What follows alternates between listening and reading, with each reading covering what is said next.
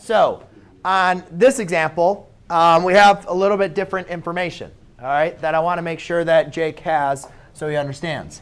On this piece of information, now we're looking at the circle. They're asking us for what is the length of the arc njk. So we want to find the length of arc n to j to k. All right? So to do that, we have to apply our formula for L, which represents the length, is equal to x, which represents the angle of njk, which is right here. So we need to figure out what that angle is. And then we divide that by 360, multiply it by pi times the radius. We don't know the radius, but they say that NL is 12 feet. That means the distance from here to there is 12 feet. Now, that distance is a straight line, which represents the diameter. So Donovan, since you know the diameter is 12, what would the radius be? 6, right? So we could say the radius is going to be equal 6. 6 feet. All right? Now, the next thing is we have an issue. We know these two angles, but we don't know this angle. But fortunately for us, we know that to n, KL, if we go to n all the way K, that produces a semicircle. And the measurement of a semicircle, Devin, was what? How many degrees was a semicircle? Do you remember? 180. So therefore, if we know 50 and 60, and then this angle all add up to 180, can we figure out what that angle is?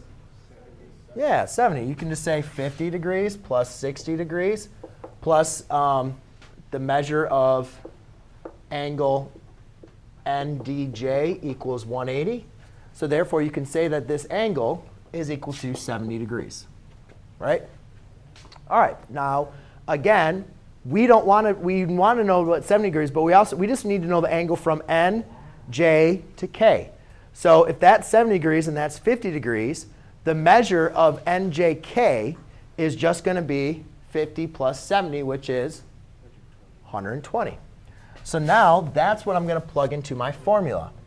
So L equals the measure of our angle, which is 120, over 360 degrees times pi times my radius, which is 6 feet. Now I simply just plug that into my calculator.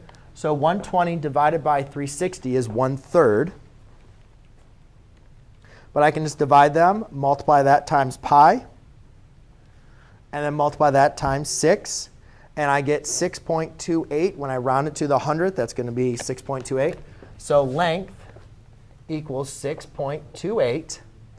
And that's going to be in feet. Okay?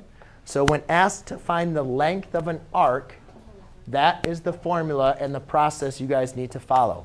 Does that make sense? Anybody?